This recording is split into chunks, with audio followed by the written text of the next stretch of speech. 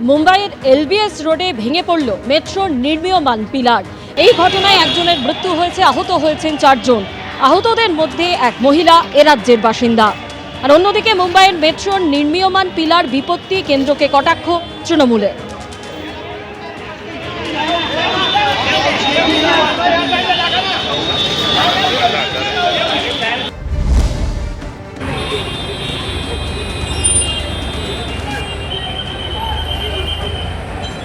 মুম্বাইয়ের মেট্রোর পিলার ভেঙে পড়া নিয়ে বিজেপিকে আক্রমণ করেছে তৃণমূল। একদিকে ঝলমলে বন্দে ভারত ট্রেন উদ্বোধন, অন্যদিকে মুম্বাইয়ে ভেঙে পড়ল মেট্রোর নির্মীয়মান পিলার। বুলেট ট্রেন, $1 ট্রিলিয়ন অর্থনীতি, মহাকাশ প্রযুক্তি নিয়ে আলোচনা করে ভারত, কিন্তু আসল পরীক্ষা হলো কংক্রিটে টিকে আছে কিনা, নাগরিকরা তাদের শহরগুলির মধ্য দিয়ে যাতায়াতের সময় নিরাপদ কিনা। ব্যস্ত প্রধানমন্ত্রী বলুন, এটি কি ঈশ্বরের কাজ নাকি প্রতারণার কাজ?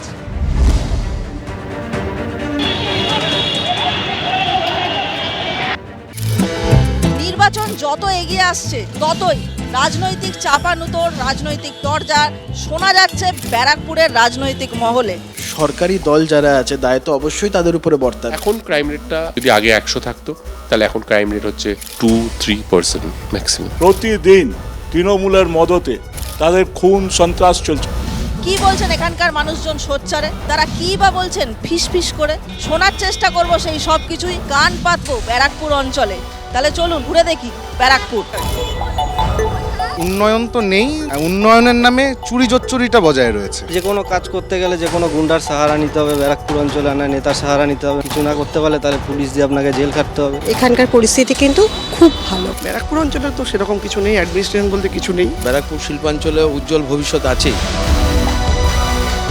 ব্যারাকপুর পৌরসভা, টিটাগড় পৌরসভা, আর এই দুই পৌরসভার যত ওয়ার্ড আছে সেই সবকটিই কিন্তু ব্যারাকপুর বিধানসভা কেন্দ্রের অন্তর্গত। গত বিধানসভা ভোটে এখান থেকে তৃণমূলের প্রার্থী হয়ে জিতেছিলেন রাজ চক্রবর্তী, পেয়েছিলেন প্রায় 69,000 ভোট। দ্বিতীয় স্থানে ছিলেন বিজেপির প্রার্থী চন্দ্রমণি শুক্ল, তিনিও পেয়েছিলেন 59,000-এরও বেশি ভোট। রাজ চক্রবর্তীকে এখানে শুধুমাত্র বিভিন্ন অনুষ্ঠানে পাওয়া যায়, সাধারণ মানুষ নিজের দুঃখ দশার কথা বলার জন্য রাজ চক্রবর্তীকে পান না। আমাদের মাননীয় মুখ্যমন্ত্রী মমতা বন্দ্যোপাধ্যায় মানুষের জন্য 365 দিন ভাবে এবং নানা রকম ভাবে মানুষের পাশে থাকে। ব্যারাকপুর অঞ্চলকে ইন্ডাস্ট্রিয়াল ডেড বডি বলা হচ্ছে, কাদের ওপর দায় চাপাবেন? অবশ্যই তৃণমূল। সরকারি দল যারা আছে দায় তো অবশ্যই তাদের উপরে বর্তাবে। সবাই মিলে এটা করেছে, শুরু করেছে সিপিএম, তারপরে বিজেপি। তৃণমূলের যিনি বিধায়ক, তার নেতৃত্বে যারা এখন কাউন্সিলর হয়েছে তার একটা বড় অংশ সমাজ বিরোধী। মানুষের হাতে কাজ নেই বলে এই ইন্ডাস্ট্রিয়াল বেল্টে ক্রিমিনালাইজেশন বাড়ছে। অনেকটা কন্ট্রোল, অনেকটাই ক্রাইম রেট কমেছে। এই বিভাজনের রাজনীতির বিরুদ্ধে আমরা মানুষের রুটি রুজির সংগ্রামকে নিয়ে এগোচ্ছি। ব্যারাকপুর অঞ্চলে তোলাবাজি বা সিন্ডিকেট চক্রের প্রভাব আছে? চারিদিকে ছড়িয়ে রয়েছে তোলাবাজি আর দাদা। এখানে গুন্ডা মাফিয়া রাজ চলে। 15 বছর ধরে ব্যারাকপুরটা করাপশনে ভরে গেছে। ব্যারাকপুর পুরোপুরি মনে করি যে শান্তভাবেই আছে। তৃণমূল মদত দিয়েছে। এখন অনেক বেটার, অনেক ভালো, অনেক শান্তিপূর্ণ। মানুষ যখন দেখে অন্যায় হচ্ছে, অবিচার হচ্ছে, তখন তারা প্রতিবাদ করার জন্য রাস্তায় নামাই উচিত। দাদা 10 টাকার বাদাম দেবেন তো? এই এসআইআর কিন্তু জনসমক্ষে এসছে এবং মানুষ ভীষণভাবে হ্যারাস হচ্ছে। আমরাও তো বলছি মানুষ অসুবিধার সম্মুখীন হচ্ছে। অহেতুক মানুষকে হয়রানি করবে সে যেই করুন না কেন, আমরা রাজনৈতিক দল হিসেবে সেটাকে কখনো মান্যতা দিতে পারি না। সব ঢপবাজি, সোশ্যাল মিডিয়ার পলিটিক্স ওরা করে।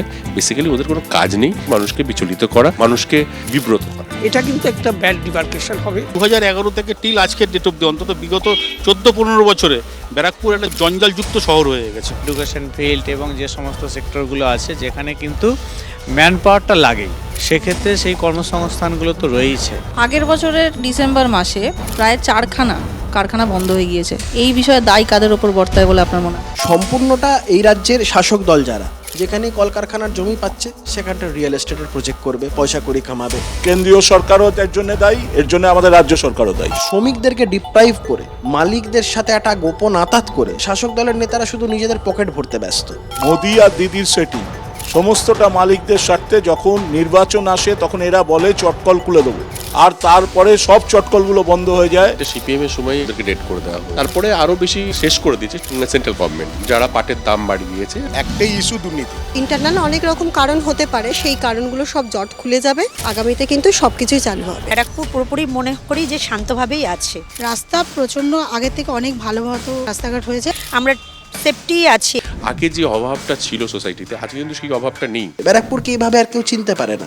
ব্যারাকপুরকে সবাই বললেই বলে এ তো বোমগুলির ব্যারাকপুর। এখনকার যারা পলিটিক্যাল দায়িত্বে রয়েছে তারা কেউ ওখানে ক্রাইম চায় না, তারা চায় শান্তি। আমরা আতঙ্কিত আশঙ্কিত না, আমরা যে কোনো লড়াইয়ের জন্য প্রস্তুত। কলে জল আসবে কিনা আমি জানি না, কিন্তু এখানে যেখানে আমি দাঁড়িয়ে আছি এখানে এলে জিভে জল অবশ্যই আসতে বাধ্য। কারণ আমি এই মুহূর্তে আছি বিরিয়ানির রাজধানী ব্যারাকপুরে, আর আমি নিজেকে আজ প্রমিস করেছি কাজ না মিটিয়ে কিন্তু বিরিয়ানি আমি খাবো না। তাহলে চলুন, বলেছিলাম কাজের শেষে বিরিয়ানি খাবো।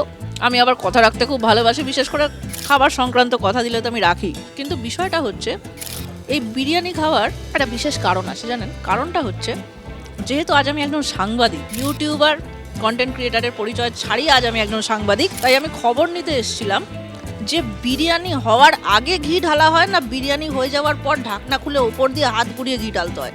এই খবরটা আমি আলটিমেটলি পাইনি, কিন্তু আপনাদের আজকে আমি প্রচুর খবর দিয়েছি। আশা করি আপনারা সেই খবরগুলো শুনে একটু হলেও ইনফরমেশন পেয়েছেন। তাহলে এবার আমি চলে যাচ্ছি না, এখানে তো থাকতেই হবে, বিরিয়ানিটা নাহলে কে শেষ করবে বলুন? ওটা আমায় করতেই হবে, কিছু করার নেই। কিন্তু বিষয়টা হচ্ছে আপনারা দেখতে থাকুন তারকার চোখে তারকা কেন্দ্র, চোখ রাখুন এবিপি আনন্দ। নির্বাচনের আগে রাজনৈতিক মঞ্চ থেকে দেদার প্রবচন কানে আসছে, কিন্তু সেই সব প্রবচন স্ক্যান করে আদতে কি সারমর্ম উদ্ধার করেছে জেন জি? বোঝালেই তারা বুঝছেন নাকি অন্য কিছু ভাবছেন? চলুন আজ দমদম বিধানসভা কেন্দ্র ঘুরতে ঘুরতে দেখি জেন জি বলছে কি। আসুন আমার সাথে। আমি 10-এ 10 দেবো, কারণ এখানে উন্নয়ন খুবই ভালো। পুরো জিরো। অবনতির দিক থেকে তো 10-এ 10 নিশ্চিত, 10-এ 100 দেওয়া যেতে পারে। আপাতত 10-এ 10ই দেবো। লেবারেটি বেশি আছে, সেভাবে ইনকাম নেই। বেকারত্ব বেড়ে চলেছে, তো বেড়েই চলেছে। শিক্ষা তো এখন প্রায় সোনার পাথরবাটিতে পরিণত হয়েছে এই রাজ্যের তৃণমূল সরকারের আমলে। পশ্চিমবঙ্গের বর্তমান সরকার নতুন জেনারেশনকে এগিয়ে নিয়ে যাওয়ার চেষ্টা করছে। চাকরি নেই, 6000-এর উপরে বেশি শিল্পপতিরা, শিল্পীরা আজকে পশ্চিমবাংলা থেকে মুখ ফিরিয়েছে। কার দৌলতে, কাদের জন্য? সেই কর্মসংস্থান আরও বাড়ানোর জন্য যথেষ্ট পদক্ষেপ নিচ্ছেন। যুব সমাজ বলুন, ছাত্র সমাজ বলুন, আমার এলাকায় আমার পাড়ায় অনুকূল পরিস্থিতি নেই, সমস্তটাই প্রতিকূল। এখানে দাদাকে যখনই ডাকি তখনই আমাদের বাড়ির সামনে আসে, যখনই দরকার হয় তখনই পাই। উন্নতি তৃণমূল নেতাদের শুধু পকেটের উন্নতি, সাধারণ লোকের তো এখানে উন্নতি কিছু নেই। আমরা এতক্ষণ দমদম বিধানসভা কেন্দ্রের বিভিন্ন অঞ্চলে ঘুরে ঘুরে একদম নতুন মানুষ যারা এই যুগ, এই জেনারেশন অর্থাৎ জেন জি, তাদের নানান রকম মতামত শুনলাম তারা কি ভাবছে আগামী দিন সম্পর্কে, কর্মসংস্থান সম্পর্কে। আমাদের তো অবশ্যই চোখ থাকবে আগামী বিধানসভা ভোটের দিকে, আর আপনাদের কিন্তু চোখ রাখতে হবে এবিপি আনন্দে, কারণ এখানে কিন্তু আপনারা দেখতে পাবেন জেন জি ভাবছে কি। আজকে খানিকটা বোঝা গেল জেন জি ভাবছে কি, কিন্তু আরও অনেক বিধানসভা কেন্দ্র ঘুরতে হবে এবং নতুন ভোটারদের, নতুন মানুষদের, আগামী প্রজন্মের মতবাদটা আমাদের জানতে হবে, তাদের ভাবনা চিন্তা সম্পর্কে ওয়াকিবহাল হতে হবে, কারণ জানতে হবে, বুঝতে হবে যে তারাই কিন্তু আমাদের ভবিষ্যৎ। তাহলে আপনাদের চোখ থাকুক এবিপি আনন্দে এবং দেখতে থাকুন জেন জি ভাবছে কি। এবিপি আনন্দ, এগিয়ে থাকে, এগিয়ে রাখে।